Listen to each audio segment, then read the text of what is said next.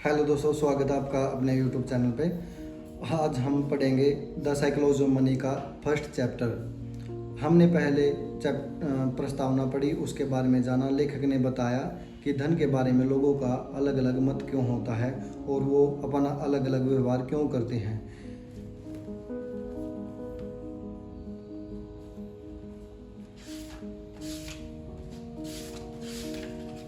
आज हम इसका फर्स्ट चैप्टर पढ़ेंगे जिसका नाम है कोई भी मूर्ख नहीं है।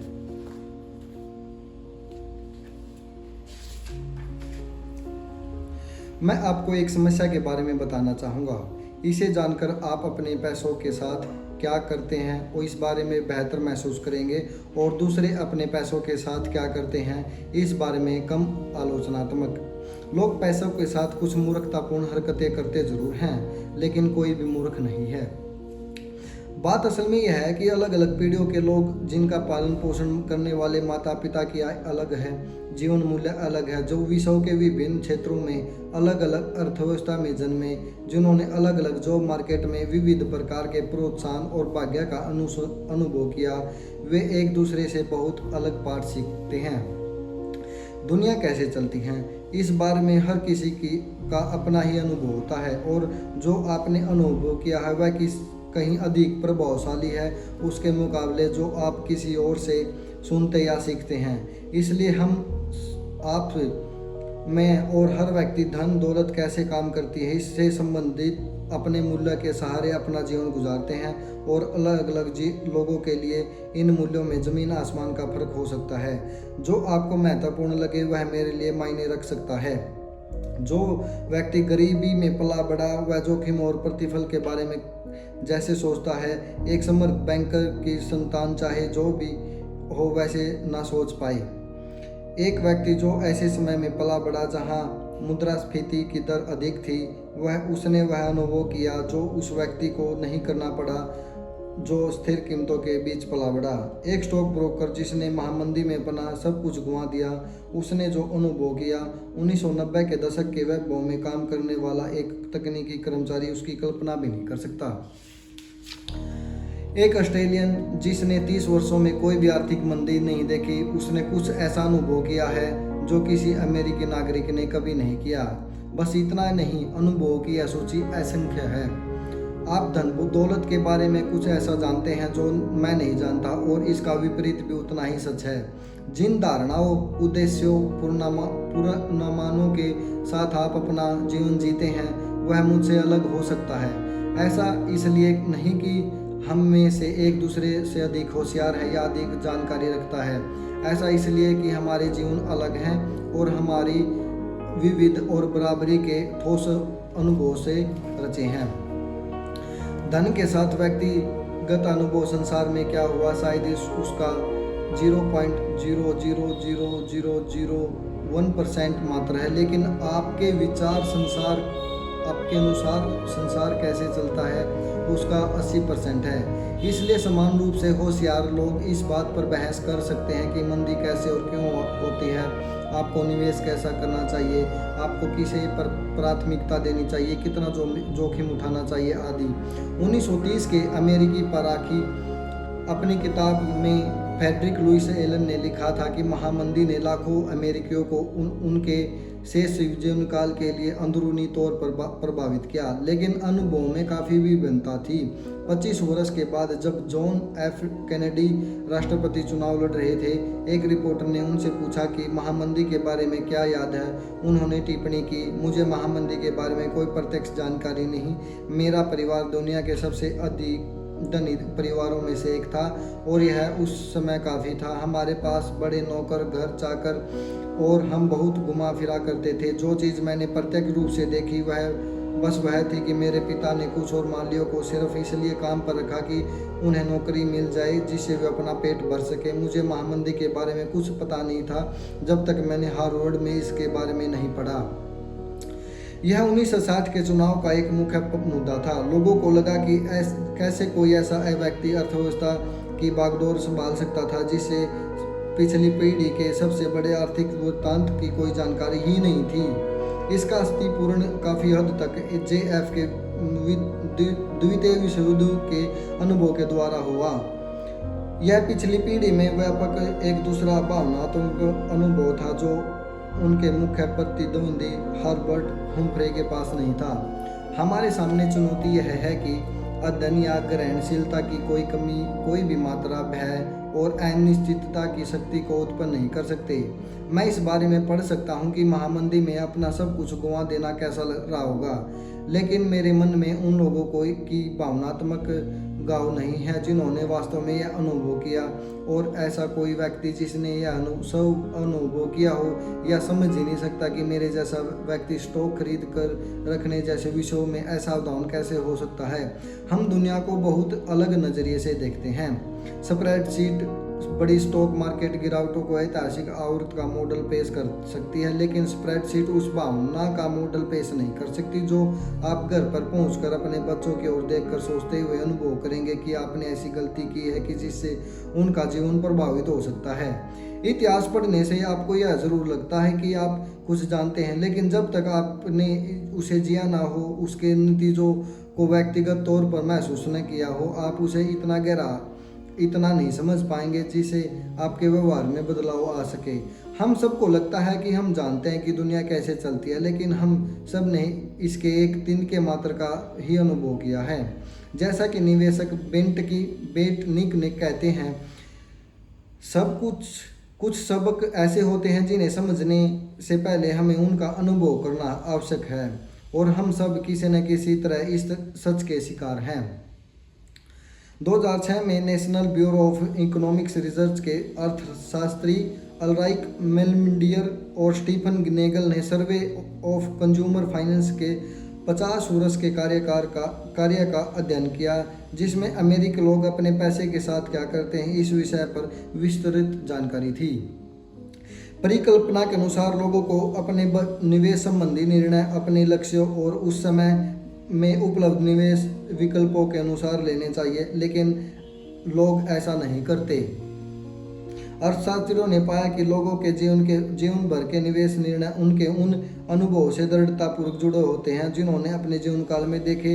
मुख्यतः शुरुआती व्यवस्था में अगर आप अपने ऐसे बढ़े हुए मुद्रास्फीति दर की अधिक थी तो आपने आगे जाकर ऐसा पैसा बॉन्ड में कम निवेश किया उनके मुकाबले जो मुद्रास्फीति के समय में पले बढ़े।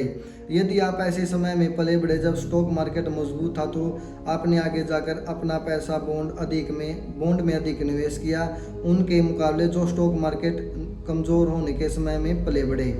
अर्थशास्त्रियों ने लिखा, हमारी खोज दर्शाती है कि एक निवेशक की जोखिम उठाने की स्वेच्छा उसके व्यक्तिगत इतिहास पर निर्भर करती है, न तो बुद्धिमत्ता, न शिक्षा और न ही परिष्करण, मात्र संयोग कि आप कब और कहाँ जन्मे। फाइनेंशियल टाइम ने 2019 में प्रसिद्ध बॉन्ड मैनेजर बिल ग्रास का इंटरव्यू किया। ग्रास मानते हैं कि आज वे जहाँ हैं वहाँ नहीं होते अगर वे एक दशक पहले जन्म या बाद में जन्मे होते। लेखक का कहना था, ग्रास के करियर ने बढ़ती ब्याज दरों के साथ अच्छा मेल खाया जिससे बॉन्ड की कीमतों का अनुवाद मिल गया। इस तरह की घटनाओं ने न सिर्फ आपको मिलने वाले अवसर प्रभावित होते हैं, इससे जब वे अवसर आपकी ओर आते हैं तो उन अवसरों के बारे में आपकी सोच भी प्रभावित होती है। ग्रास के लिए बॉन्ड पैसा बनाने की मशीन के समान था। उनके पिता की पीढ़ी के लिए जो मुद्रास्फीति की ऊंची दर के समय बड़े हुए और उसे झेला, बॉन्ड धन संबक प्रतीत होंगे। धन दौलत को लेकर लोगों के अनुभव में जो अंतर वह छोटा नहीं है उन लोगों के बीच में भी जहां आपको यह अनुभव एक जैसे लगे। अब स्टॉक को ही लीजिए, अगर आपका जन्म 1970 में हुआ, आपकी किशोरावस्था और युवावस्था के समय S&P 500 लगभग 10 गुना बढ़ा, मुद्रास्फीति समायोजित होकर। यह एक अद्भुत प्रतिफल है। अगर आपका जन्म 1950 में हुआ तो मार्केट आपकी किशोरावस्था युवावस्था के समय मुद्रास्फीति समायोजित होकर कहीं भी नहीं गया। लोगों को ये दो अलग समूह अपने जन्म का वर्ष अलग होने के कारण स्टॉक मार्केट को लेकर अलग ही दृष्टिकोण के साथ अपना जीवन गुजारते हैं। या आपका जन्म 1960 में अमेरिका में हुआ, आपकी किशोरावस्था युवावस्था में के समय जब आप अपने युवा संवेदनशील वर्षों में अर्थव्यवस्था के ज्ञान का आधार विकसित कर रहे थे, मुद्रास्फीति ने कीमतें 3 गुना बढ़ा दी।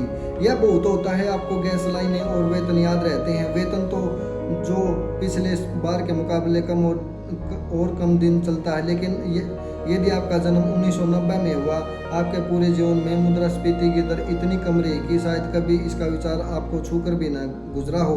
मुद्रास्फीति ने आपको किशोरावस्था और युवावस्था में कीमतों के साथ क्या किया। अमेरिका का राष्ट्रव्यापी बेरोजगार नवंबर 2009 में 10% था, लेकिन 16 और 19 वर्ष के अमेरिकी अफ्रीकी किशोरों के बीच बेरोजगार दर 49% थी। 45 वर्ष से अधिक आयु की महिलाएं जिनके पास कॉलेज डिग्री थी, उनके लिए यह दर 4% थी। जर्मनी और जापान में द्वितीय विश्व युद्ध के दौरान स्टॉक मार्केट का पूरी तरह से सफाया हो गया। पूरे क्षेत्र बमबारी से नष्ट हो गए थे। युद्ध के अंत में जर्मन खेतों में मात्र इतना अनाज उत्पन्न हो पा रहा था कि देश के नागरिक प्रतिदिन 1000 कैलोरी का उपभोग कर सकें। अब इसकी तुलना यूएस से करें, जहां स्टॉक मार्केट 1941 से लेकर 1945 के बीच 2 गुना से भी अधिक बढ़ गया और वहां की अर्थव्यवस्था पिछले 2 दशकों में सबसे दृढ़ हो गई। इन दोनों समूहों के सदस्यों से कोई भी अपेक्षा नहीं कर सकता कि वो अपना जीवन मुद्रास्फीति के बारे में एक समान दृष्टिकोण के साथ बिताएंगे, या फिर स्टॉक या मार्केट, बेरोजगार या आमतौर पर पैसे के बारे में। किसी को भी उनसे वित्तीय जानकारी पर समान रूप से प्रतिक्रिया करने की अपेक्षा नहीं करनी चाहिए। किसी को भी ऐसा नहीं मानना चाहिए कि वे सब समान प्रेरकों से प्रभावित होते हैं। किसी को यह भी अपेक्षा नहीं करनी चाहिए कि वे एक समान स्रोत से मिलने वाली सलाह पर विश्वास करेंगे। क्या मायने रखता है, क्या बहुमूल्य है, आगे क्या होने वाला है और आगे बढ़ने का सबसे अच्छा रास्ता कौन सा है। किसी को भी ऐसी अपेक्षा नहीं करनी चाहिए कि वे इन सब विषयों पर एक दूसरे से सहमत होंगे। धन दौलत को लेकर उनकी धारणाएं अलग अलग दुनिया में विकसित हुई, और जब ऐसा होता है तो धन को लेकर धारणा एक समूह को गौर लगे वह दूसरे के लिए पूरी तरह से मायने रख सकती है। कुछ साल पहले द न्यूयॉर्क टाइम्स ने महाकाय ताइवानी इलेक्ट्रॉनिक्स निर्माता फॉक्सकॉन की कार्य परिस्थितियां पर एक वृत्तांत किया। परिस्थितियां अक्सर घोर थी, पाठक उचित रूप से नाराज थे, लेकिन इस कहानी पर एक दिलचस्प प्रतिक्रिया एक चाइनीज कर्मी के भांजे की ओर से आई, जिसने कमेंट सेक्शन में लिखा था, मेरी आंटी ने कई साल वहां काम किया, जिसे अमेरिकी स्वेट शॉप यानी कि शोषण करने वाली दुकान कहते हैं। यह बहुत मेहनत का काम था, लंबे घंटे, कम मेहनताना, खराब कार्य परिस्थितियाँ। क्या आप जानते हैं कि वहाँ काम करने के लिए मेरी आंटी क्या करती थी? वह एक वेश्या थी। उस पुरानी जीवन शैली की तुलना में एक स्वेट शॉप में काम करने का विचार मेरे अनुसार एक सुधार है। मैं जानता हूं कि मेरी आंटी कुछ चिल्लर के लिए, कुछ पुरुषों द्वारा अपने शरीर का शोषण करने के बजाय कुछ डॉलर के लिए किसी दुष्ट पूंजी मालिक के हाथों शोषित होना पसंद करेगी। इसलिए मैं बहुत से अमेरिकियों की सोच से नाराज हूँ। हमारे पास पश्चिमी वासियों जैसे अवसर नहीं है, हमारी सरकारी संरचना अलग है, यह देश अलग है। हाँ, फैक्ट्री के काम में कड़ी मेहनत लगती है। क्या यह बेहतर हो सकता है? हाँ, लेकिन सिर्फ तब जब आप इस तरह से अमेरिकी नौकरियां की तुलना करें। मुझे नहीं पता इसका क्या मतलब निकाला जाए। मेरा एक हिस्सा इसके तीक्ष्ण रूप से विरोध करना चाहता है, लेकिन मेरा एक और हिस्सा समझना चाहता है। लेकिन मुख्यतः यह एक उदाहरण है कि किस प्रकार अलग अलग अनुभव किसी विषय पर इतनी डिफरेंट धारणाओं को जन्म देते हैं कि एक गुट को सहज ही लगता है कि सब श्वेत या श्याम होना चाहिए। धन दौलत को लेकर जब भी कोई भी निर्णय लेते हैं, उस क्षण में उपलब्ध जानकारी को अपने अद्वितीय दिमागी मॉडल में डालते हैं, जो उन्हें यह बताता कि दुनिया कैसे चलती है। इसके आधार पर वह निर्णय को उचित ठहराते हैं। वे लोग अपनी जानकारी में गलत हो सकते हैं, लेकिन उनकी जानकारी अधूरी हो सकती है। वे गणित में अनिपुण हो सकते हैं, वे मार्केटिंग की बातों में आ सकते हैं, या हो सकता है कि उन्हें अंदाजा न हो कि वे क्या कर रहे हैं। वे अपने काम के नतीजों को गलत तरह से आंक सकते हैं। ओह, क्या हो ऐसा नहीं हो सकता? लेकिन वह निर्णय जो लोग लेते हैं वह उनके लिए मायने रखता है और उनके अनुसार सभी आवश्यक पहलुओं की पूर्ति करता है।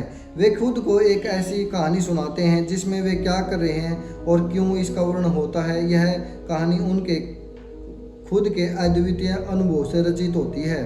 एक साधारण सा उदाहरण मान लीजिए, लॉटरी के टिकट। अमेरिकी लोग फिल्म, वीडियो गेम, संगीत, खेलकूद, प्रतिस्पर्धा, किताबों के कुल खर्च से अधिक पैसा उन पर खर्च करते हैं। और उन्हें कौन खरीदता है? मुख्यतः गरीब लोग। यूएस में न्यूनतम आय परिवार प्रतिवर्ष औसतन $412 टिकट पर खर्च करते हैं, जो उच्चतम आय परिवारों से 4 गुना अधिक है। 40% अमेरिकी आपदा के समय $400 नहीं जुटा पाते, जिसका अर्थ यह है कि वे लोग लॉटरी के टिकट के लिए $400 खर्च करते हैं। ये सामान्यतः वही लोग हैं जो कहते हैं कि आपदा के समय $400 का प्रबंध नहीं कर सकते। वे अपने सुरक्षा तंत्र को एक ऐसे संयोग के लिए नष्ट कर रहे हैं जिसके सच होने की संभावना लाखों में बस एक है। यह मुझे मूर्खतापूर्ण लगता है। यह शायद आपको भी मूर्खतापूर्ण लगे, लेकिन मैं न्यूनतम आय परिवार से नहीं हूँ और शायद आप भी नहीं। इसलिए हम में से काफ़ी लोगों के लिए समझना कठिन है कि न्यूनतम आय लॉटरी टिकट खरीदारों के अचेतन मन में क्या तर्क चलता है। अगर थोड़ा जोर डाला जाए तो आप कल्पना कर सकेंगे कि यह कुछ इस प्रकार होता होगा। हम एक पगार से दूसरी पगार के बीच किसी तरह जीते रहते हैं। बचत की तो दूर तक की भी संभावना नहीं। अच्छे वेतन की नौकरी मिलने की भी कोई संभावना नहीं। हम छुट्टियां मनाने नहीं जा सकते, न ही नई कार, स्वास्थ्य बीमा या सुरक्षित इलाकों में घर का इंतजाम कर सकते हैं। हम बिना कमर तोड़ने वाले ऋण के अपने बच्चों को कॉलेज में भर्ती नहीं करा सकते। आप में से जो लोग वित्त संबंधी किताबें पढ़ते हैं, आपके पास वह सब कुछ है जो पहले से है या उसे पाने की अच्छी संभावना है जो हमारे पास नहीं हो सकता। लॉटरी टिकट खरीदना ही हमारे जीवन का वह पल है जब हम ठोस रूप से सब पाने का सपना देख सकते हैं जो आपके पास है, जिसे आप महत्व नहीं देते। हम एक सपने की कीमत चुका रहे हैं और आप यह नहीं समझ सकते कि आप अब पहले से एक सपना जी रहे हैं, इसलिए आप से ज़्यादा लॉटरी के टिकट खरीदते हैं। आपको इस तरह से सहमत होने की आवश्यकता नहीं। जब आप दिवालिया हो, लोटो टिकट खरीदना बुरा विचार ही है, लेकिन मैं समझ सकता हूँ कि लोटो टिकट की बिक्री क्यों चलती रहती है और यह विचार जो आप कर रहे हैं वह मूर्खतापूर्ण है, लेकिन मैं समझ सकता हूँ कि आप ऐसा क्यों कर रहे हैं। इससे हमारे कोई वित्त संबंधी निर्णयों के आधार पर अनावरण होता है।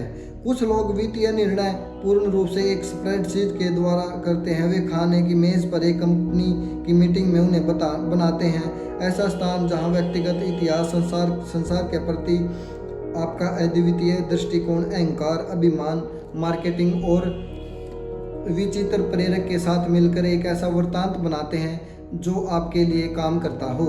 एक अन्य पहलू जो यह स्पष्ट करने में सहायता करता है कि वित्तीय निर्णय क्यों इतने कठिन होते हैं और क्यों इसमें इतना दुराचार होता है, वह यह समझना है कि यह विषय काफ़ी नया है।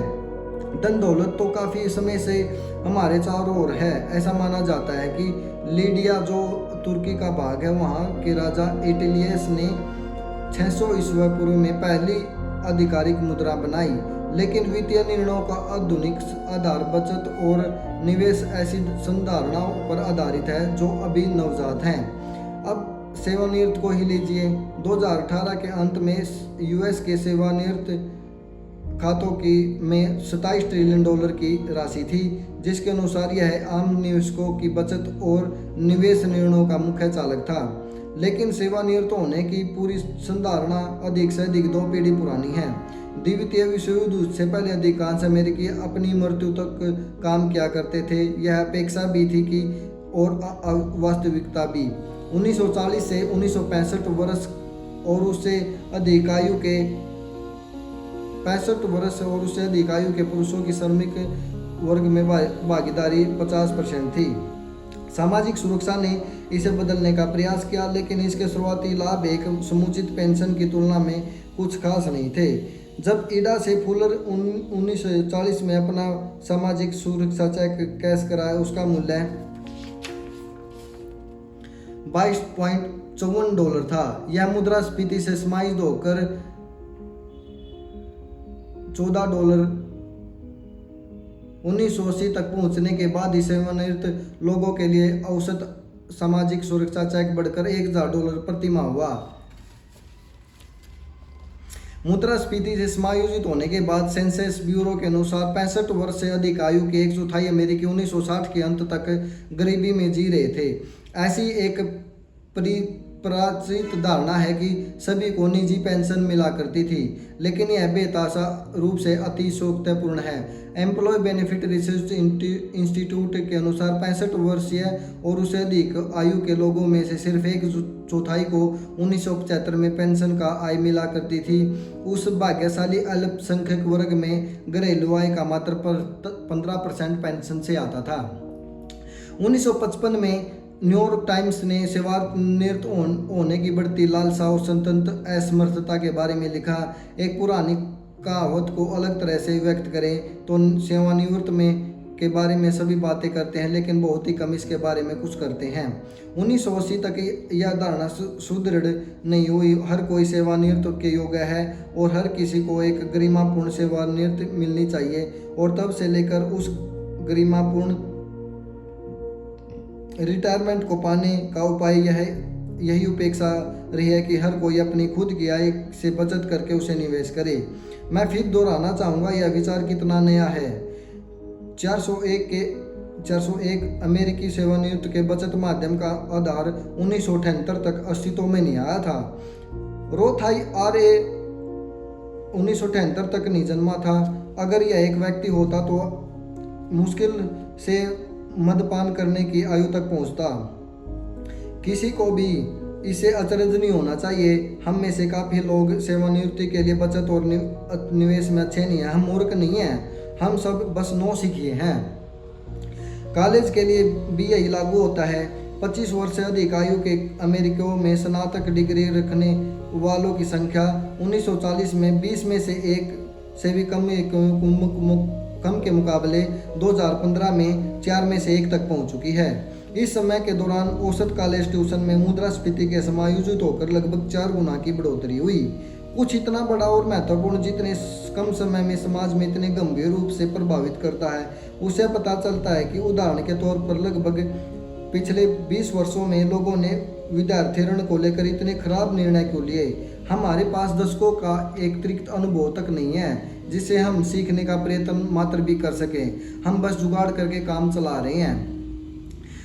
सूचकांक कोष पर भी यह लागू होता है जिसे शुरू हुए अभी 50 वर्ष से भी पूरे नहीं हुए हैं। बचाव कोष का भी यही हाल है, जो अब से 25 वर्ष पहले तक शुरू भी नहीं हुए हैं। यहाँ तक कि उपभोक्ता ऋण का व्यापक प्रयोग बंधक, क्रेडिट कार्ड और कार लोन द्वितीय विश्व युद्ध के बाद ही तक ही शुरू भी नहीं हुए थे, जब तक GI बिल ने लाखों अमेरिकी नागरिकों के लिए ऋण लेना आसान नहीं किया। कुत्तों को 10,000 वर्ष पहले पालतू बनाया गया था, लेकिन वे अपने प्रचंड पूर्वजों का कुछ बर्ताव अब तक बनाए रखे हैं, और हम जिन्हें आधुनिक वित्त सिस्टम में मात्र 20 से 50 वर्ष का अनुभव है और फिर भी बुखवी अनुकूलित होने की आशा करते हैं। एक ऐसे विषय के लिए जो भावना बनाम तथ्य से इतना प्रभावित है, यह एक समस्या है, और इससे यह समझने में भी मदद मिलती है कि हम हमेशा धन दौलत के साथ वैसा क्यों नहीं करते जैसा हमें करने चाहिए। हम सब पैसों के साथ कुछ मूर्खतापूर्ण कारनामे करते हैं, क्योंकि हम सब इस खेल में काफ़ी नए हैं, और जो आपको मूर्खतापूर्ण लगे वह मेरे लिए मायने रख सकता है, लेकिन मूर्ख कोई भी नहीं है। हम सब अद्वितीय अनुभव के आधार पर निर्णय लेते हैं, और उस वह क्षण हमारे लिए मायने रखता है। आइए अब मैं आपको बिल गेट्स के अमीर बनने की कहानी सुनाता हूँ। आपने मुझे इतना समय दिया, इसका मैं आभारी हूँ। और आज हमने ये द साइकोलॉजी ऑफ मनी का फर्स्ट चैप्टर कंप्लीट किया है। कोई भी मूर्ख नहीं है। इसमें लेखक ने बताया है कि मूर्ख कोई भी नहीं है, लेकिन हम धन के साथ मूर्खतापूर्ण व्यवहार अलग अलग रूप से करते हैं। जितने भी लोग होते हैं वो अलग अलग समय पर पैदा होते हैं, तो उस समय आर्थिक स्थितियाँ देश में क्या चलती हैं क्या नहीं चलती हैं, उसके अकॉर्डिंग उसके पूरे जीवन पर प्रभाव पड़ता है। तो आपने इस पुस्तक में जाना कि कोई भी मूर्ख नहीं है, इसका मतलब है कि कोई भी मूर्ख नहीं है, सब अपने अपने दिमाग के अनुसार विचार विमर्श करते हैं धन के संबंधी मामलों में। आपने मुझे इतना समय दिया, thank you very much, have a nice day.